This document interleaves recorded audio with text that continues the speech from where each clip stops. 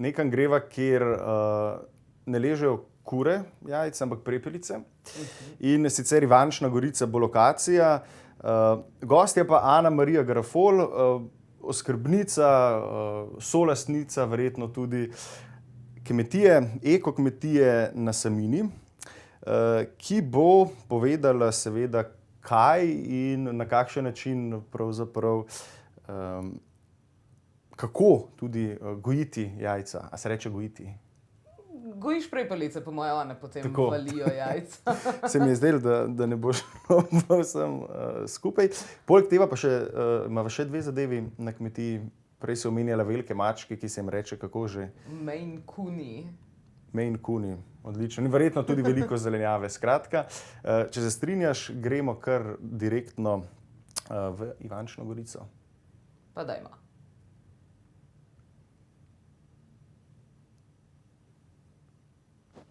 Kako sem noter? Že zdaj? Je? Ja. No, takole. Lep pozdrav. Tukaj se nahajamo, torej na ekološki kmetiji na Samini, tukaj ob meni Ana Marija in pa Peter. Lepo pozdravljena, dobro jutro. Ja, lep dan smo tukaj izbrali za predstavitev ekokmetije.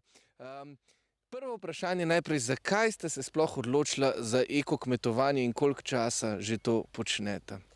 V bistvu to počneva zdaj malo več kot 1 leto.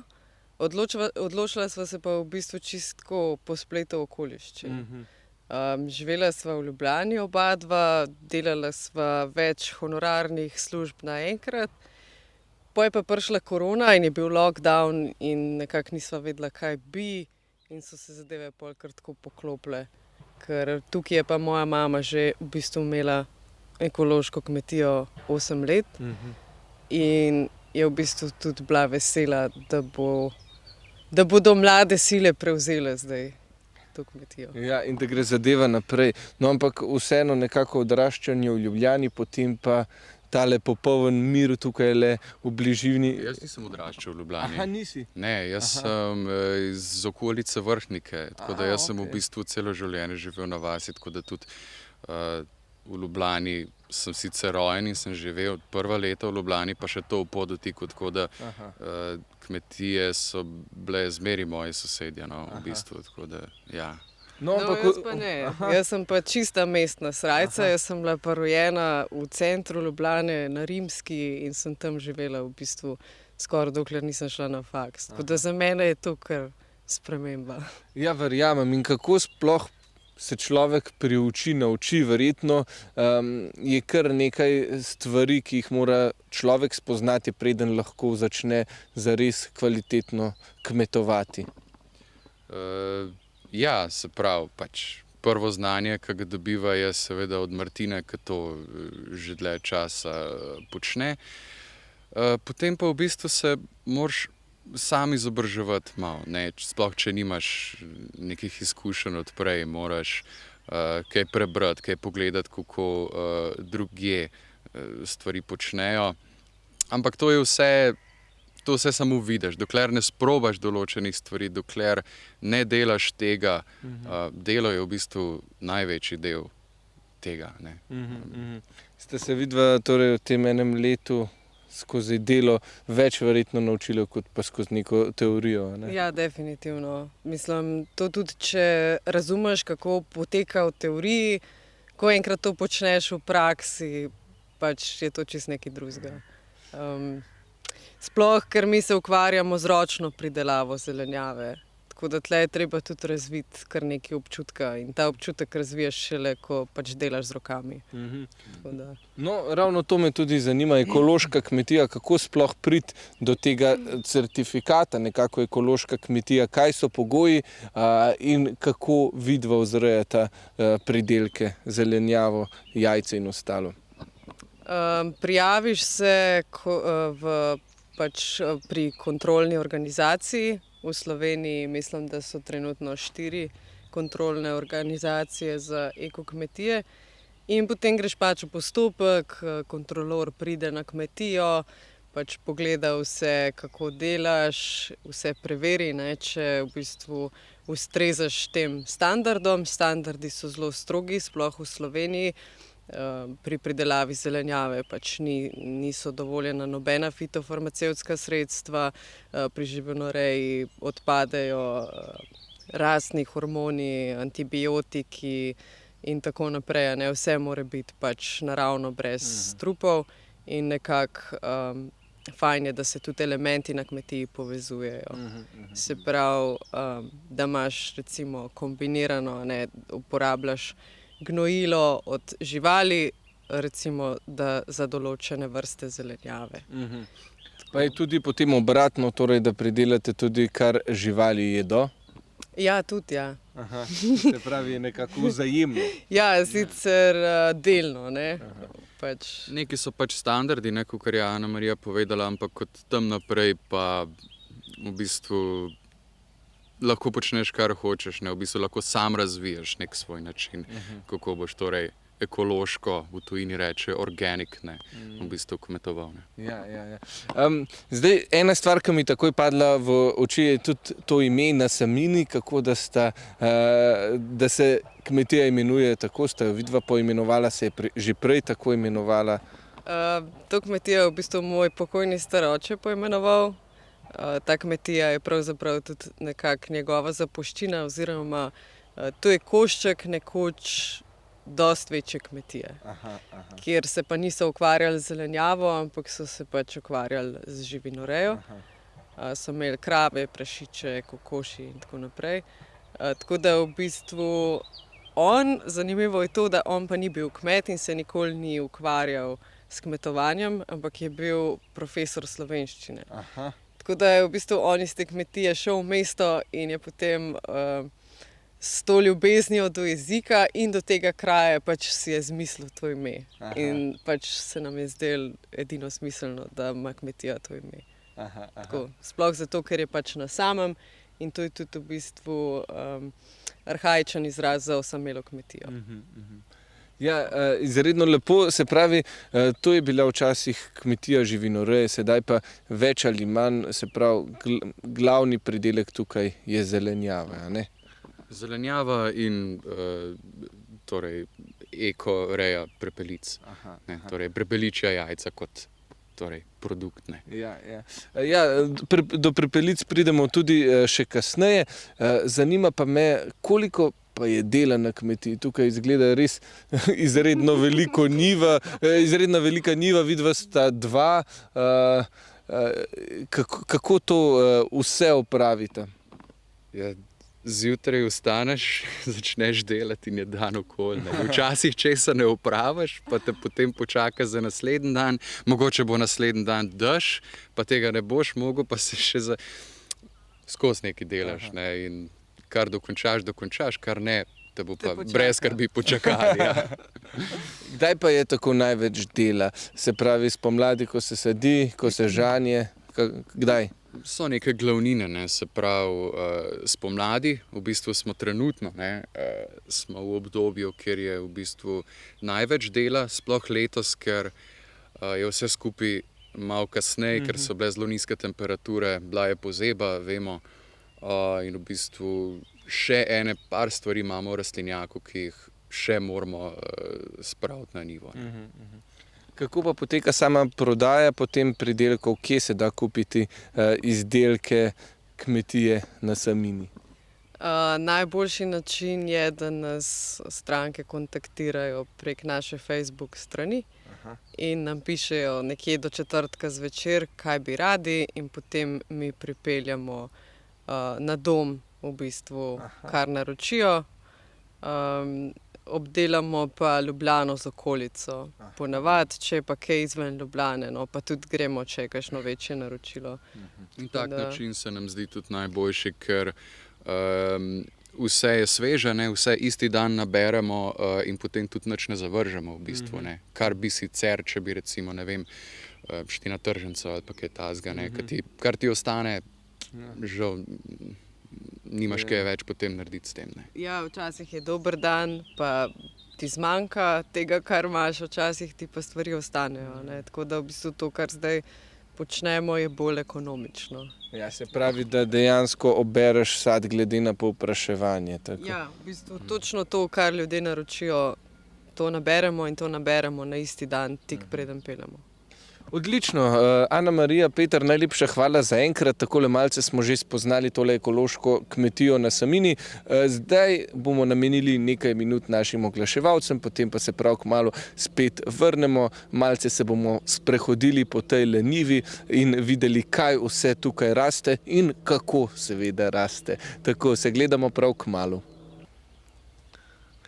Lep pozdrav, nahajamo se na ekološki kmetiji na Samini, tukaj ob meni Peter Kuntarič in Ana Marija Garafol.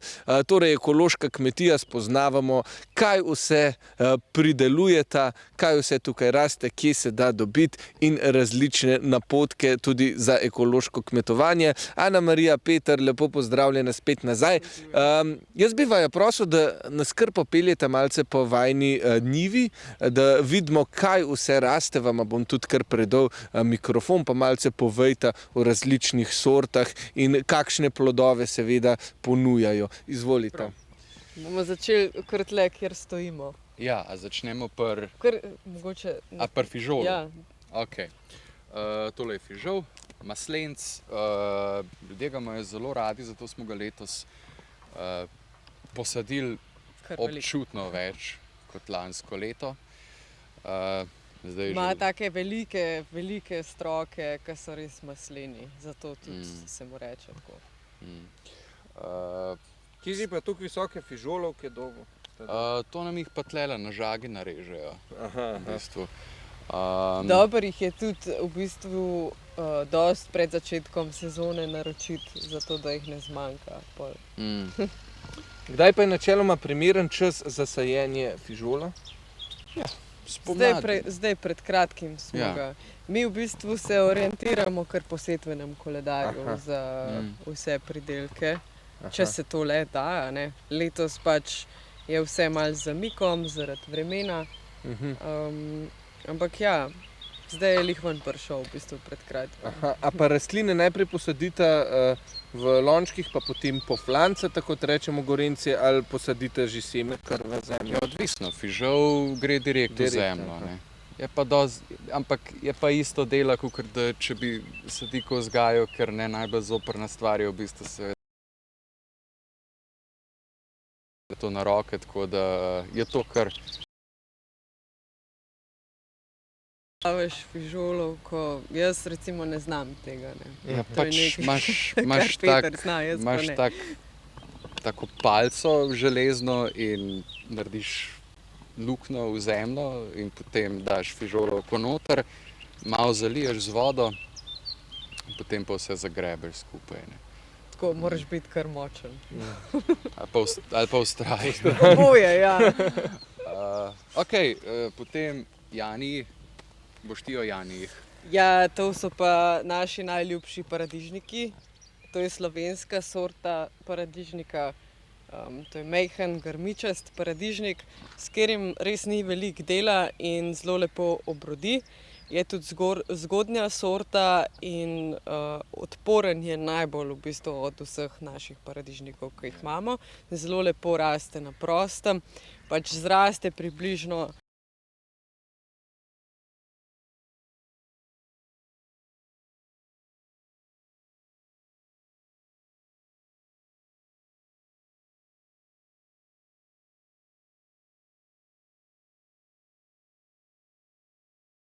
tako ene take velikosti. Pač jabučki izgledajo. Ja, kaj eni mali jabučki, so pa zelo aromatični. Zelo. Paradižniki rabijo veliko vode, a ne? Ne, v bistvu ne. V bistvu ne marajo preveč vode. Ne smejo biti seveda premalo zaliti, a ne? Ampak če jih pa preveč zalivamo oziroma če je preveč dežja, paradižnik lahko zboli. Tudi Jani lahko zboli, čeprav je kar tak močen pa odporen. Zaradi tega, ker se mu spirajo surovine, s katerimi se on ščiti in potem pride tista rja gor, podobno tudi pri paprikah. Rja temu mi rečemo. Ja, tukaj pač seveda je velika prednost, če uporabljamo zastirko, kar mi seveda jo, ponavadi jo pač tudi vsi vrtičkarji uporabljajo. Namreč zastirka zadržuje vlago in to pomeni, da ne rabimo toliko pogosto zalivati, kar tudi vpliva na okus zelenjave. In to se pri paradižnikih v bistvu kar pozna. Zastirka je ta črna plahta. Ja, to je ta črna tkanina, mi uporabljamo pač to zaradi tega, ker nimamo majhnega vrtička, ampak veliko njivo in jo je malo težko s kompostno zastirko pokriti, recimo. Čeprav imamo v planu, da bi recimo razširili tudi, oziroma sprobali tudi različne zastirke na kakšnih delih, zdaj ali kompostna zastirka ali recimo tudi filc iz ovčje volne, da ima mogoče zastirka tudi kakšno sekundarno funkcijo, ne, da zemljo tudi pognoji, ker mi načeloma gnojimo pretežno v bistvu samo z našim prepeličjim gnojem od naših prepelic. Ja. Koliko gnoja pa dejansko pride takole od prepelic? Pa kot gnoj verjetno iztrebke uporabljate. Pač to je v bistvu mešanica iztrebkov in stelje, na kateri one so. Aha. Tako da pač recimo gnoji se seveda ne vseh vrst zelenjave, gnoji se plodovke in zelnice, več ali manj, ker rabijo pač malo drugačne snovi, kot recimo listnata zelenjava. Solata na primer ne potrebuje gnojenja, peteršilj ne potrebuje gnojenja. Ne. Tako da, recimo, če si pa predstavljaš, je pa ena pest tega gnoja na eno rastlino, približno.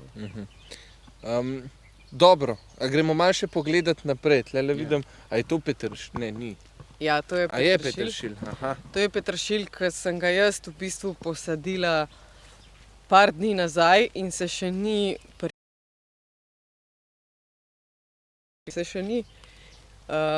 ni glih prav čvrst, ne, malo visi sem pa tja. Zdaj je v tej fazi, da se ukoreninja. Nadzemne kolerabice.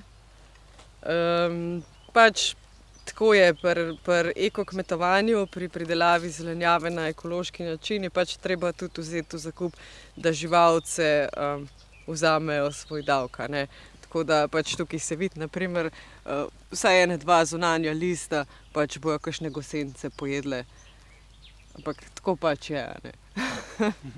Prav so zelo pridne, ne. Ja, lepo si vzamejo. Vzamejo si, recimo pri solati, bojo ene 4 solate zginile, ampak druge bojo pa pustili pri miru. Ni tako, da bojo eno griz pri vsaki, tako da tle so zelo pridne živalce. Ja, lepo dozirajo. Lepo, ja. Kako Vzame. pa drugače načeloma se spopadate s kakšnimi škodljivci, ki to je verjetno na ekološki kmetiji kar težko nadzorovati?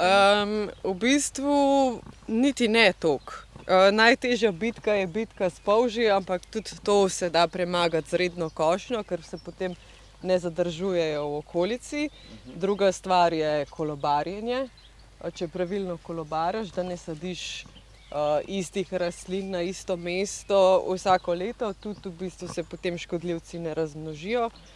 Tretja stvar je pa tudi sajenje zelišč med zelenjavo. Se pravi, so določena zelišča, ki odganjajo škodljivce, ali pa imajo kakšno drugo v bistvu posebnost. Tlele lahko v bistvu pokažemo. Tobak. Tukaj smo posadili en tobak, ki deluje kot vaba. Aha, takole izgleda tobak. Zdaj je še majhen. Tlele je seveda malo pojeden spet spodaj, ampak deluje kot vaba, da v bistvu se listne uši, kakšne mušice se grejo drugirati gor, ne, in pol pač jim je toliko všeč, da kar ostanejo tukaj. In pustijo v bistvu vse, kar je okrog, pustijo pri miru. Bo pa ta tobak zrasel približno, ja, ene 2 metra bo zrasel v višino. Pa boste tudi tobak preizkusila, konzumirala, kako veste? Ja, mislim, imam v planu ga potem posušiti, ne. Ampak to je zelo težaven To je težko, postopek. to je težko, tako da zna biti, da mi ne bo uspelo, ampak Bolj tako zagušta, ne? Ja, Ja. to predvsem zaradi škodljivcev smo ga zasadili, sploh tamle med našim listnim ohrovtom. Je fajn, ko pridejo kakšni hroščki. Smo se pa tudi zaradi škodljivcev nekako odpovedali sajenju krompirja, ker krompir v bistvu privablja koloradskega hrošča in potem ta koloradski hrošč se lahko hitro razpase po melancanih in na koncu ga imaš v bistvu povsod. Tako da treba je v bistvu zelo premišljeno saditi, zelo premišljeno delati, ravno zaradi tega, ker pač ne uporabljamo nobenih strupov. Pač, ker treba je vedeti, da strup pač je strup, ne zastrupi samo tistega škodljivca, ki se ga hočeš znebiti, ampak pač gre povsod. a ne. Tako da mogoče tudi ljudje, ki jim je pomembno zdravje, pač posegajo več po taki hrani, ki res ni tretirana z ničemer. Aha. Kaj pa imamo tukajle? tole so blitve. Aha. Imajo malo težaven začetek letos, ampak vidim, da se pobirajo. Zelo jim je dober del. Tale dež, ki smo ga imeli, so ga dolgo čakali. Imamo pa več barv blitu, ne. Tole je rumena, tamle je rdeča. Pa tudi zeleno imamo. Ja. A nimamo tudi eno roza? Ja, ima tako rozasto steblo, Ja. ampak je še vsem zeleno. Izgledajo malo kot gumijasti bomboni potem. Kje pa dobite ta prva semena najprej, se pravi, preden svojimi semeni? V bistvu edini, saj jaz, da bi vedela, da je še kakšno, ne vem, mogoče je zdaj že semenarska hiša ekološka Amarant.